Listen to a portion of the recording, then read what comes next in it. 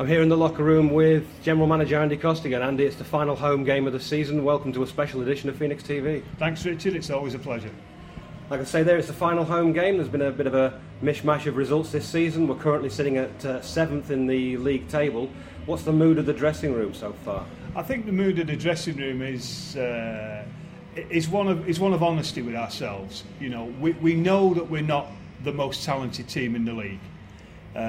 We certainly are not the highest budget team in the league, and you know, whether we like it or not, high budget tends to lead to more talent. We're not the highest budget, consequently we're not the most talented, but what we have got is we've got a great spirit in that locker room, and we have got a really very strong work ethic. And I think that whilst a 7th place finish for the Phoenix is disappointing, we were 6th last year, and obviously we wanted to improve on that this year. You know, if we're brutally honest, you know, things haven't gone our way throughout the year as best we would have liked. Results have been mixed. You know, we've dropped points when we shouldn't have done. At the same time, we've picked points up. You know, we've dropped too many.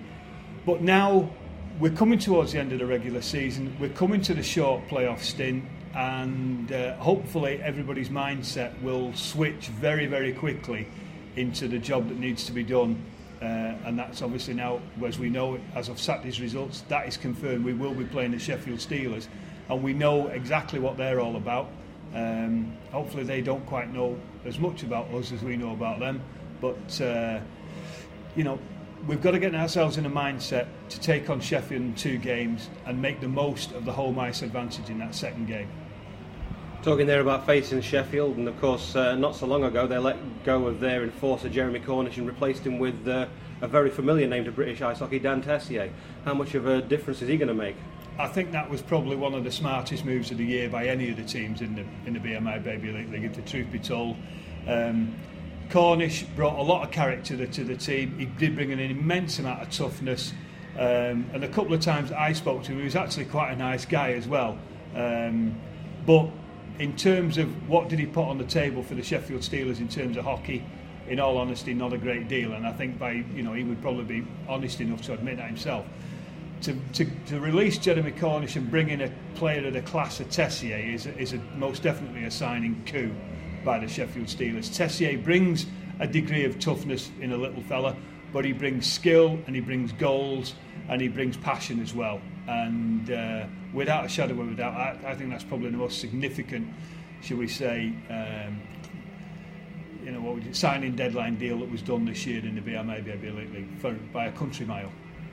So Sheffield playing it safe and bringing back a familiar name, sticking with a tried and tested formula, but that's not been the way for Manchester this season. We kept a couple of guys from last season, but by and large most of the squad was changed over the summer.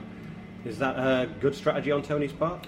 Well, I think what we've got to allow for the fact is that Tony is a good recruiter, and we did make offers to guys to come back here for a second season. You know, the likes of Johan Molin, but unfortunately, you know, we were outbid on Molini, and he's gone to Nottingham, and good luck to him. He's had a good season. I don't think he's had as good a season as he had here last year playing alongside Tony, but that was Johan's choice.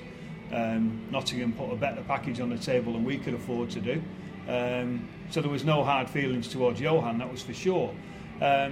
We brought KC Timmins back, we brought Scott Bassett back, we brought Simon Mangos and Klutz, and I think it was just unlucky for KC in that the early weeks of the season, you know, what we'd hoped he would do for us, he didn't do for whatever the reason. And KC was a great guy in the locker room, but didn't give us the offence that we were looking for from him. You know, from a guy that's played in the American Hockey League, we were looking for more production from him. And I think he got something like 1 goal in the 19 games for us. And at this level, that's, you know, without being unkind to the chief, that wasn't enough. So Tony felt we had to make a change. KC moved on to Coventry. We brought in Luke. Luke's put some numbers up, which would kind of justify and say that the move by Tony was a smart move. You know, the chief went down to Coventry. He's on a championship winning side. He's played up front. He scored a hat-trick here on his return, which kind of rubbed salt in a wound. But you'd expect him to play out of his skin in his first game back. But since Jonathan Weaver got hurt, he's played a lot of time on defence. And I talked to him last weekend when the Blaze were here. and he said he's actually enjoyed playing on defence. He's playing around 35-40 minutes a game until Weaver returned, so he's thoroughly enjoyed himself in Coventry. Now, was it a smart move to get rid of him? In terms of the point production, yes, it was. In terms of the chemistry of the team, well, everybody's got their own opinion on that. Luke's come in and done a job that at the time the Chief wasn't doing. We obviously, we brought Scott Bassett back, we brought Simon Mangos back, and we brought Klutz back. And I think I don't think anyone would be too disappointed to see those guys return this year. Particularly Brett. Brett brings a lot to the room. He's a bubbly character, as well as what he puts out there on the ice in terms of his primary role of being the hard man, the enforcer, the guy who protects the skill players. Nobody takes liberties with Manchester because they know they're going to have to go up against Brett if that's the way things go. But Brett also, I think we've seen in recent weeks, he can play hockey and he can score goals.